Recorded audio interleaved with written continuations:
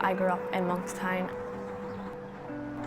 Well, it is kind of a hard place to grow up in because, like, the paramilitary activity, but it's close-knit and people overcome all of that, and it's a small, kind of cosy estate, so obviously everyone knows each other. You walk up the street and almost everyone that you pass, you know, you say hi, you smile to them.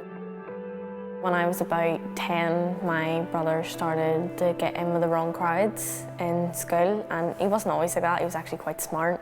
In the top class, he done well for himself, and then it started off with small things like smoking cigarettes, and then it would go into getting with the wrong crowds, and then doing drugs, and then getting into debt, and then stealing stuff from the house and having to repay his debts with that. Well, for a 10-year-old, it's quite a scary thing to have to watch. My mum and dad, yeah, they tried to shelter me as best as they could, but as my brother started to act out and become more aggressive, they couldn't shelter me from it as much. So I started to see him act out more, which thought I can act out more, but I didn't want to do it in the house. I wouldn't try to do it in the house. I was actually quite shy in the house, and then when I went outside, like, the smallest thing could tip me over the edge, and that would be me acting out and me being aggressive. But even though on the outside people saw like a tough girl, I was actually quite anxious and feeling quite alone. In first year, I heard people talking about the Monkstown Boxing Club, and I thought, I'll go have a look and see what it's all about.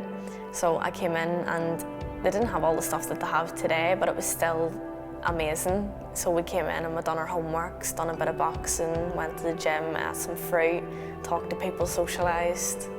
About 3 years into my journey at the Monkstown Boxing Club, Amy came in, and it was different to have a girl in, but I was one of the first kids to work with Amy, and then she became my mentor, and it was easy to talk to her because she felt like the older sister that I never had.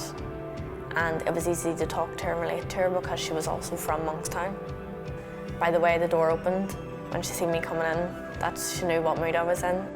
If I was in a bad mood, I could go and speak to Amy and I would be in much better mood. I would be happy. I wasn't that tough, anxious wee girl anymore. She made me feel like a young woman. She was one of the ones that introduced me to volunteering, and then I actually became a young leader in the boxing club. I actually got the chance to travel to America through the boxing club and look at how to work well in the community and how to work better together. Currently, I'm actually doing my A-levels and I'm deputy head girl, and I'm actually looking at going to university to study criminology. The thing that I've learned on my journey so far is that we can do better together.